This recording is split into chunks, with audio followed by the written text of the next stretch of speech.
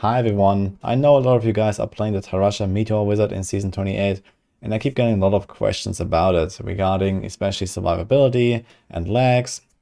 I've already covered the lags in a separate video a few days ago, you can go check that out. I'm talking about what you can do, and now I want to talk about some general questions, especially survivability issues that people have.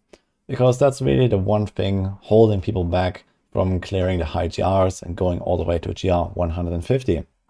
The build is so powerful that even without really any good gear, without really super trying hard, you can go all the way to 150. But if you don't stay alive, you do 0 damage. So the power of the build doesn't help you. So the number one recommendation that you should look at for your build is look at your Halo of Carini.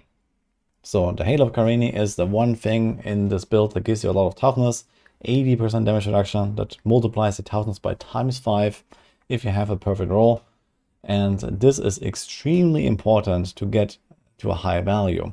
Carini itself rolls from 60 to 80% damage reduction. If you have a 60% damage reduction, you're literally giving up half of your toughness. It's like not having a unity in your build.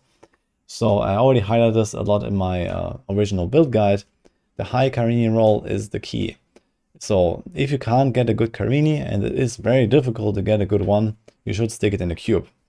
So try to get a Ring of Horror Granger like this that has a socket, or you can roll a socket and then just cube the Carini, and you have the guaranteed perfect 80% damage reduction. Even losing 1 or 2 or 3% on this affix is a massive toughness loss. And it's not worth it going lower than like a 78 at least on the Carini, in my opinion, because else you can just do this combo that I just mentioned. So if you're trying to get a Carini, only do this if you have enough leftover materials, for example the Primordial Ashes, to make it primal, because that guarantees the 80%. But even so, it's quite easy to roll a bad Carini because it doesn't really have any good stats as like a guaranteed modifier. Now obviously Carini itself is not the only thing that keeps you alive, you actually have to activate it, and that is a whole own topic, like you saw my rip clips probably. Carini just doesn't really like to stick around very often. And one thing you can do is you can change your Storm Armor rune from Power of the Storm that is usually used to Shocking Aspect. This gives you a lot more of these zaps from Storm Armor and gives you a higher chance to keep up the Carini buff. But be prepared that sometimes it can just randomly drop in a run because the Storm Armor is too dumb to actually hit a target far enough away and you don't get the Carini buff. So keep that in mind. You want to run with at least one sheet death, at the very least on hardcore, because it's only a 5 seconds duration, and the Storm Armor just zaps like 3 times in that amount of time or so. And if it hits something very close to you 3 times in a row, you die. Then comes the question of Guardian set versus Aughild set. So you might see this in the guides, for example, on the higher end versions of the build. You're supposed to run Aughilds, you're gonna see Aughilds on the leaderboards, because it's just a way stronger combo. Tal Rasha doesn't have a shoulder slot, so if you run Guardian set, you have to go Belt and Bracer, and then you have to drop the shoulder for nothing. There's nothing that helps you on this build. There's no shoulder you can use. So this is obviously a very bad combo. And you want to switch from Guardian to Aughild as soon as possible, because it gives you 1 extra slot, which in this case ends up being a Squirt's necklace for double damage. Now obviously it's only double damage if you actually keep up the buff, but this is by far the most superior setup. And as soon as you can keep up the buff, you want to switch to this setup. Usually I recommend doing the switch from Guardian to Aughild plus Squirts at around 1500 paragons. So usually we have the rule of thumb that this is around 2,500 paragons for other builds if you want to switch from Guardian to something else. But in this case it's earlier because of the loss of the shoulder slot. So you don't have to do that. Obviously if you're 1500 paragons and you have trouble staying alive with this Aughild setup, just stick to the Guardian. It gives you more toughness, it makes everything a lot easier. And you don't have to worry about the Squirt's necklace and the shields and all these kind of things. The build is powerful enough to clear 150 solo with basically 0 paragon. So as long as you survive and you fish for a good map, you should have no issues whatsoever. Another good tip I can give you is boost your Templar. So make a really strong Templar, give him 25k main stat, give him a lot of cooldown reduction because that works with the heal ability of the Templar, and he can keep you alive. So you don't really have very much life per hit on this build. You have a slow staff, you attack like 1.5 times per second or something like that. You don't really have a lot of healing from your own abilities. But the Templar with like a really juicy setup can give you something like 50 to 100k life per second on average. And this is obviously really helpful, especially on the non-squirts versions of the build. With squirts, you're mostly relying on shields, so you have the galvanizing ward shield, and you don't really need healing as long as you don't take like massive amounts of damage. But especially with the Guardian setup, before you play around shields all the time, you do take a lot of damage and you have to face tank stuff a little bit and these kind of things. And you can use the Templar to actually keep you alive. Another thing that are quite helpful here are the passives. So one thing I can recommend is Blur. So especially when I was doing my hardcore challenge, no cheat death pushes, I was using Blur passive. 70% damage reduction is actually pretty solid. So you can get that in. You generally need to have power hungry for DPS. You generally want to have galvanizing ward, because even if you don't play around shields that much, you will get the effect sometimes. It's a very nice protection. And also another nice thing is temporal flux, which especially on the arcane build you should run. It gives 80% slow, and that just allows so much easier kiting, and also has some offensive value for better bane of the trapped uptime. So it's actually quite powerful passive if you're playing Star Pact. Also, in any case, you want to make sure that you have enough vitality on your gear. So a lot of people just like, start blasting with the wizard and they roll like area damage everywhere, and they have like maybe some scuffed items, and suddenly you end up with like 0 vitality on your gear, and they run with like 3000 or something like that. So this is obviously not enough. You want to have at least a certain like decent amount of life before you start a proper push. In speedruns, it's usually not such a problem because you kill everything fast, but in pushing, stuff dies slowly, you take a lot of damage, and you need to have some vitality, so you actually take some hits. You see here, my wizard right now has 7000 vitality. This is without the Guardian set, and I have like 1.3 million life. This is obviously a very very tanky setup. You don't need that much, but I would recommend at least something like 900k, 1 million life or so with the Aughild setup. And with Guardian, you get the doubled vitality.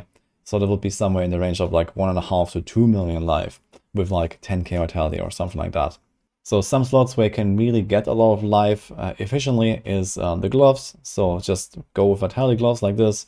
The staff as well, you can get like a 10% damage plus int vitality stuff, or area damage plus int vitality stuff. At my Paragon, this is not that necessary anymore, but on the lower Paragons, the stuff actually provides a juicy amount of vitality and intelligence. So definitely go with that. And then obviously you have some of these armor pieces here, the chest, the pants, the boots. You want to have the vitality rolls on some of these here as well. And like this, you're going to be very safe and tanky. Also, don't forget the Amethyst in the helm. Amethyst is 23% life, and you don't really need any of the other helm sockets here. This is not a cooldown based build. You don't need a diamond. The topaz for the resource cost reduction is also like mildly useless. So especially on the Star Pact variant, the resource cost reduction doesn't really matter that much. And also for the cold build these days, you have the altar that gives you resource on crit, so you're not really worrying about resource very much. So you can just go with the Amethyst and get a bunch of extra toughness here. In general, if you're questioning like how much resource cost reduction do you need, especially on Star Pact, what does it do? It's actually not very much, so you don't need to roll it on your shoulder really.